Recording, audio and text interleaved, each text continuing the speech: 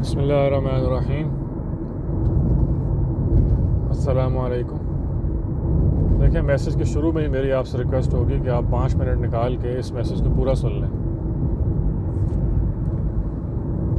یہ میسیج میں تقریباً 10 سال قرآن پڑھنے اور پڑھانے اور سیکھنے اور سکھانے میں انوالو ہونے کے بعد جن ریزلٹس پہ پہنچا ہوں ان کی بیس پہ میں ریکارڈ کر رہا ہوں۔ دیکھیں، سب کو پتہ ہے کہ ہمارے ملک کے حالات بہت خراب ہیں، اور جن جن لوگوں کے ریلیٹیوز باہر کے ملکوں میں ہیں وہ آئے روز یہی میسیج بھیجتے رہتے ہیں کہ آپ باہر آ جائیں اور بھاگ جائیں یہاں سے، اور سارا پیسہ ودرا کر لیں اور بس بھاگ جائیں پاکستان سے۔ تو ہم کیوں بھاگ جائیں یہاں سے؟ یہ ہمارا ملک ہے، ہمیں اس سے محبت ہے، ہمارے بچے ہیں یہاں، ہمارے والدین ہیں یہاں، ہمارے والدین کی قبریں ہیں، ہمارے بزرگوں کی قبریں ہیں۔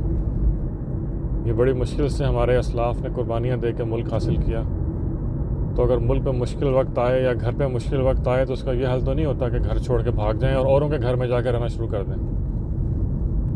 یہ ایک الگ بحث ہے، اور مقصد آج ابھی اس وقت صرف یہ ہے کہ ان مسائل سے نکلنے کا حل کیا ہے۔ تو ہمارے پاس قرآن ہے، ہم اللہ کے ماننے والے ہیں، تو کیا ہمیں کوئی ہیلپ نہیں ملتی وہاں سے، کوئی رہنمائی نہیں ملتی؟ یہ ایک مٹیریلسٹک ورلڈ ہے، اس میں ہم کیسے نکلیں ان مسائل سے، کیونکہ یہ بڑے گمبھیر ہو چکے ہیں۔ ایک کامن مین جو ہے اس کے ذمہ کیا ہے، وہ کیا سوچتا ہے، وہ کیا کر سکتا ہے؟ کیونکہ ایک عام آدمی تو یہی سوچتا ہے کہ میرے بس میں کچھ نہیں ہے۔ اسٹیئرنگ ویل جن لوگوں کے ہاتھ میں ہے وہ خود فسق اور فجور کا شکار ہیں، اور وہ جس طرف معاشرے کو لے کے جائیں گے وہیں جائے گا معاشرہ ان کے پیچھے پیچھے۔ تو اگر یہ معاشرہ جو ہے یا یہ سب کلچر ایک بھیک مانگتا کلچر ہے، اور اس کی بیس پہ ہی ہماری اکانومی بھی چل رہی ہے یا چلائی گئی ہے، تو اس میں عام آدمی کا تو کوئی قصور نہیں ہے۔ کامن بندے نے کیا کرنا ہے؟ تو کیا کامن آدمی جو ہے اس کے ہاتھ میں کچھ نہیں ہے، کچھ نہیں کر سکتا؟ تو میں قرآن سے آپ کو آج 2 حل بتاتا ہوں، اور مجھے یقین ہے، اور یہ قرآن کی بیس پہ میں کہہ رہا ہوں کہ اگر لوگ اس کے اوپر آ جائیں گے، اکثریت آ جائے، سب تو نہیں آ سکتے ہیں، اکثریت آ جائے اگر، تو یقین کریں اللہ تعالیٰ حالات کو بدل دیں گے۔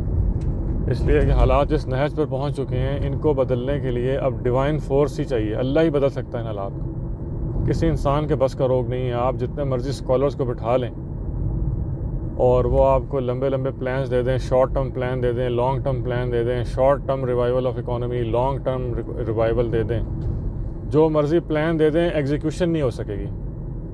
اس لیے کہ ایگزیکیوشن کا کوئی پلان نہیں ہے۔ ایگزیکیوٹ جن لوگوں نے کرنا ہے، جن فورسز نے کرنا ہے، وہ اٹ سیلف جو ہیں ان کو راستہ نظر نہیں آ رہا کہ وہ کیسے کریں، اور انڈیویجولی معاشرہ اتنا خراب ہو چکا ہے کہ وہ جو ٹولز ہیں، آپ کی جو مشینری ہے جو ایگزیکیوشن والی ہے، وہ ایگزیکیوٹ نہیں کر سکتی ہے۔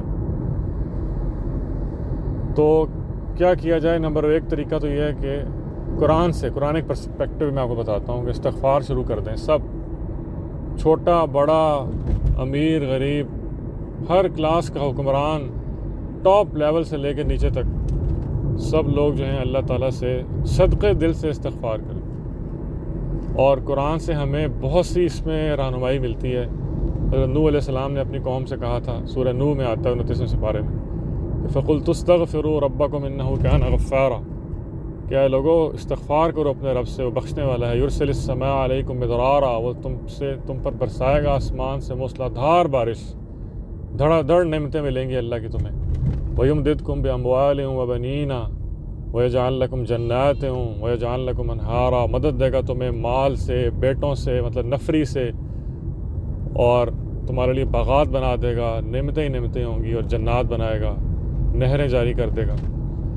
تو یہ ساری چیزیں جو ہیں یہ استغفار کی بدولت ہوں گی۔ تو صدقے دل سے اللہ سے استغفار کریں، تسبیح کریں، روزانہ 100 دفعہ پڑھیں استغفار، لیکن بیک آف مائنڈ میں صدقے دل سے استغفار کریں کہ اللہ جو ہم گناہ کرتے رہے ہیں، گناہ صرف حقوق اللہ کے نہیں ہیں، بلکہ کرپشن، چوریاں، جھوٹ، سرکاری وسائل کا بے دریغ استعمال، اور بے ایمانی اور ڈس آنیسٹی ٹو یور پروفیشن، یہ سارے گناہ ہیں جو اللہ تعالیٰ کو سخت ناپسند ہیں۔ فسق اور فجور ہے، ظلم ہے چھوٹوں پہ، اور میرٹ نہیں ہے، اور کرپشن اور سفارش کلچر، سب بے ایمانیاں ہم نے کی ہیں آج تک جب سے پاکستان بنا۔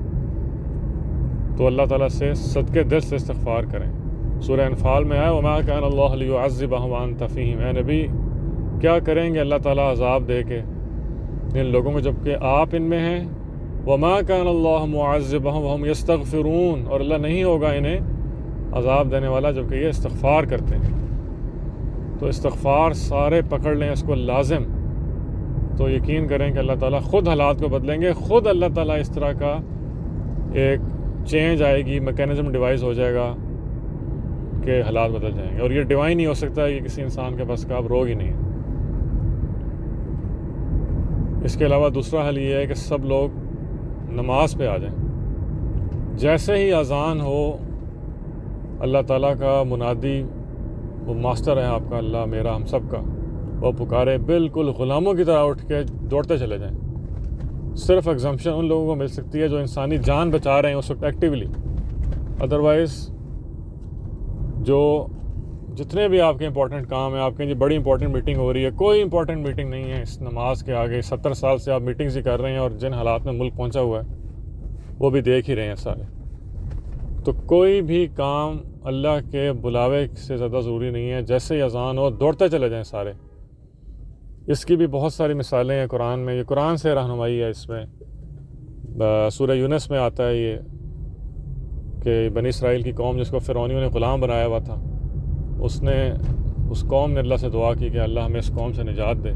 وَنَجِّنَا بِرَحْمَتِكَ مِنَ الْقَوْمِ الْكَافِرِينَ، اور ہمیں کافر قوم سے نجات دے اپنی رحمت سے، اور ہمیں تختہ مشق نہ بنائیں فرعونیوں کے آگے کہ ہم پہ ظلم کرتے ہیں یہ.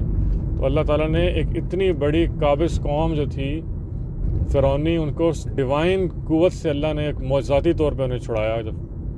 اور اس کا جواب اگلی آیت میں اللہ تعالیٰ نے دیا کہ موسیٰ علیہ السلام سے کہا کہ موسیٰ اپنی قوم سے کہیں کہ اپنے گھروں کو قبلہ رخ بنائیں اور نماز کو قائم کریں. وَجَعَلُوا بُيُوتَكُمْ قِبْلَةً وَأَقِيمُوا الصَّلَاةَ.